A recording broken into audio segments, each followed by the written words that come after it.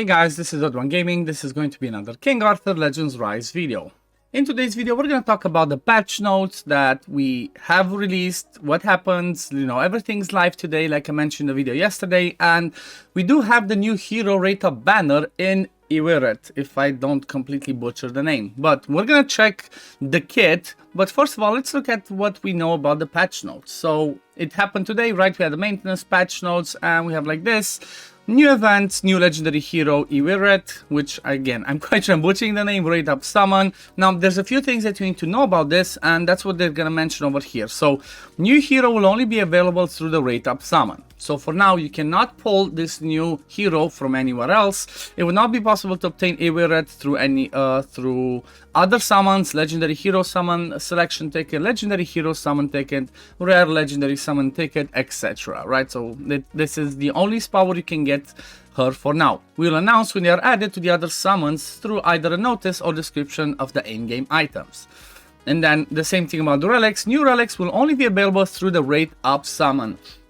It will not be possible to obtain the newly released relics through other summons, relic summons ticket, etc. We will announce when they are added to other summons through either a notice or description in-game. What this one actually means is that the only way to get her relics as well are going to be through these ones, right? Through Flame Relic Summon and Storm Relic Summon, because obviously she comes with the base of the Frost Relic. So these are the only two spots where you can get a copy of her. You cannot get from stuff like, we have sometimes those something like this, right? We have this one, summon uncommon to legendary hero relic, which means you're not going to be able to get her from this, just from the normal summon. Next one, we also obviously, it says we have the rate up summon for her, gold collection event and arena challenge event. Now when it comes to these two, I'm usually really excited because it's just stuff end game where you do your normal stuff, your normal activities, and you get yourself some rewards. If you go check it out exactly what I mean, so we do have this one again, just shows you the new hero, what they're gonna be good at, recommended allies, best against what other stages is, shows over here. Then we also have this one, which usually is kind of good, right? If you do decide to pull for her, you get these extra rewards. So for example, if you hit a parry, which honestly 100% advise people, if obviously if you can hit it, or if you're free to play, it might be tough if you don't have enough crystals, but there's a whole 14 days, right? You have a whole 14 days while the rate up summon event is on, and during that 14 days you have the possibility, if you manage to save 60 tickets, to do that summon, which, you know what, usually you would not summon. That's what I would suggest, and that's what like most people would tell you. You would not do summons on these banners unless you know you can hit the 60, because this one, right, the guaranteed summon after 60, this one does not carry over to the rate up. So as an example, let's say I do 40, and it's gonna say here after 20 more you're gonna get the legendary.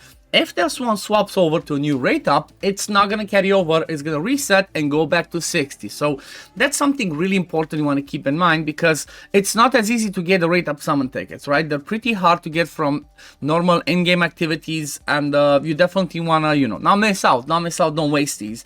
For example, I had 10, I could have pulled on the Guinevere banner, again these 10, but I was not guaranteed the legendary, and then I would have lost this parry. So definitely keep that in mind. It's one of the most important things to know when it comes to rate up summons.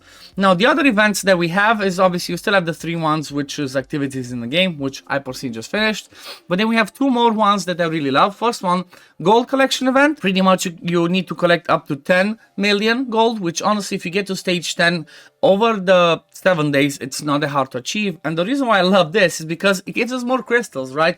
You see I'm really low on them. I'm 1400 crystals. Considering that I'm free to play, it's extremely hard to get them. So the fact that we get what, 2, 4, 6, 7, 8, 9, 10, 11, so 1150 crystals, if I counted this right, that's what you get just by farming Gorgos, right, and getting gold. I guess you can get gold from any other areas. You usually click info, it should say somewhere, but I think it's pretty straightforward, just obtaining it even by selling gear, right? That should work as well. So this one's a good event that I love it. And then also the arena one, again, 7 days to complete this. You have to do a total of 100 arena battles, which, considering the fact that we have unlimited tickets, it's good. And also the fact that you don't need to win, right? This is why I love this type of event as well, because, some other games require you to win, or, some other games just give you points if you lose as well, but there are games like Raid Shadow Legends where if you lose, you don't get any points. But this one just says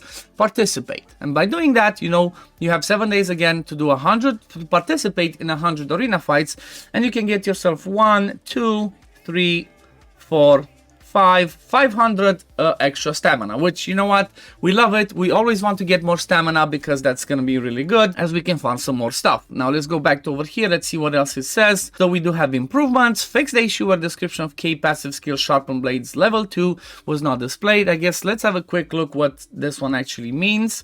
Let's go to K and let's see her passive. So first one says 100% chance to grant attack increase 2 for all stag favor allies for 1 turn. Charges all stag favors allies attack gauge by 20%. I think this one already said it. What about this one? Maybe this one was not worded correctly. At the start of the battle, 100% chance to gain evasion rate increase 2 for the rest of the battle. 100% chance to gain effect accuracy increase for 2 turns. This one's again really good. Now the reason why the first one's so good is because this one pairs really well with her Chivalry 8. In case you didn't know, her Chivalry 8 says after evading, grant self golden bow resolve for the rest of the battle. And what this one does, if you have increases the evasion rate by 3%, and you can have 1,000,000 of these, like it's not capped as far as I know. But then if you have 3 or more golden bows resolved when attacking, charges attack gauge by 100%, removes 3 golden bow resolve. So if you get 6 of these, pretty much you get a turn, attack gauge 100%, you get another turn, attack gauge 100%, you kind of get the gist, right? She keeps going and she just destroys stuff if you have her to that Chivalry 8, and you have lots of those stacks added. Next one, fix the issue where damage deal decrease effect from Guinevere Chivalry tier 8 skill was not applied correctly. Same thing they were told in the other one. Market item reorganization. I'm not sure what this one means, I guess, because I already went to the market and already bought the stuff that I wanted to from here, and I don't really get what they meant with this, right? I don't really get what was changed, what was reorganized. Like, I don't know. If anybody noticed a difference, let me know in the comments down below. Then what else? Improvements were made to organize useful items and materials by market level. Okay, so maybe they just added the right level of things that are sold in the market depending on your market level, making it easier to get necessary resources to power up during the early stage of this game. Okay, so for the earlier one, they improved this. That's good.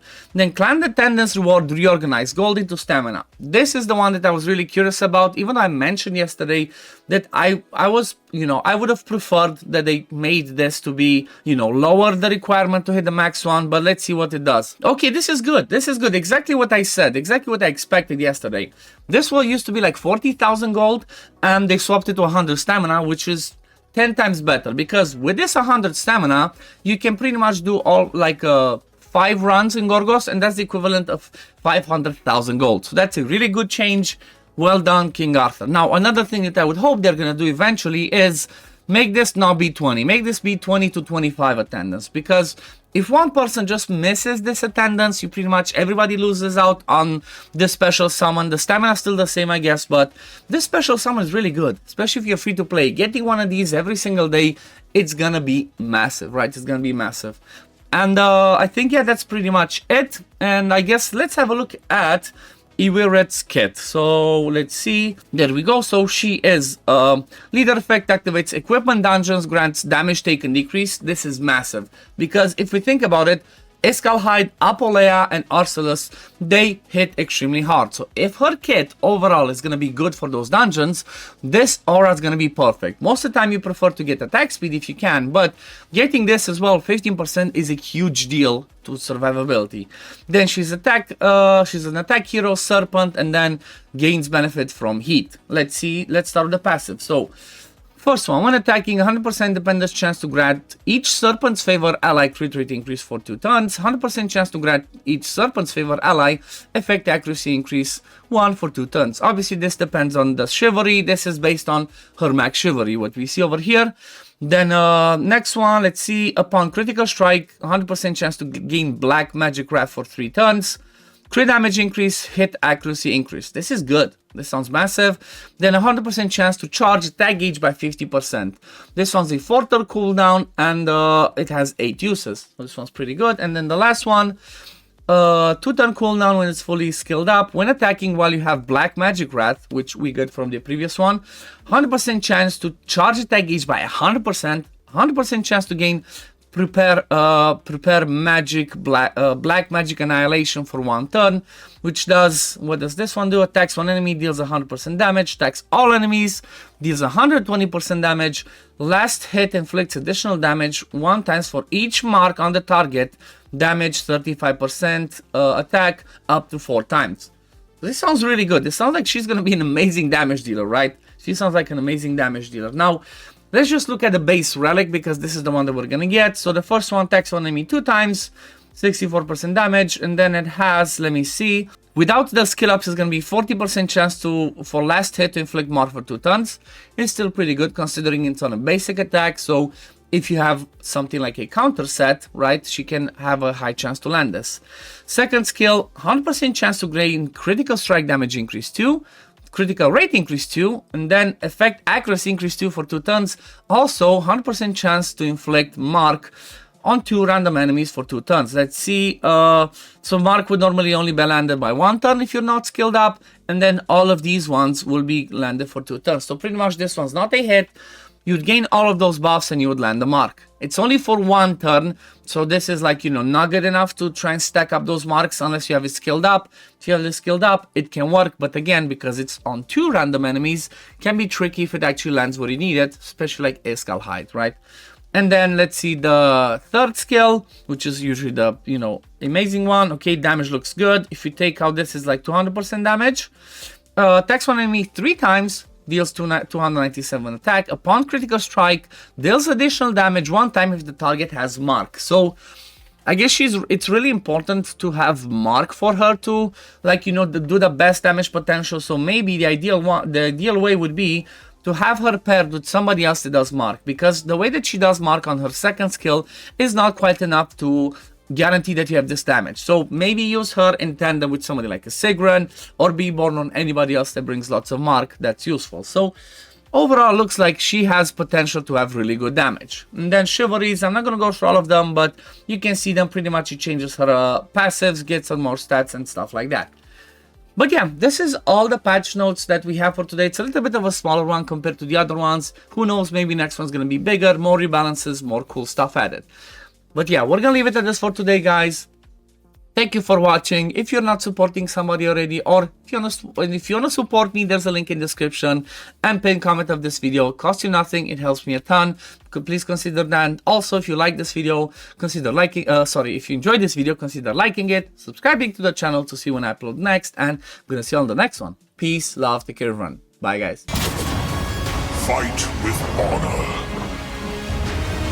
Vanquish the wicked, and you may prove worthy of your legacy.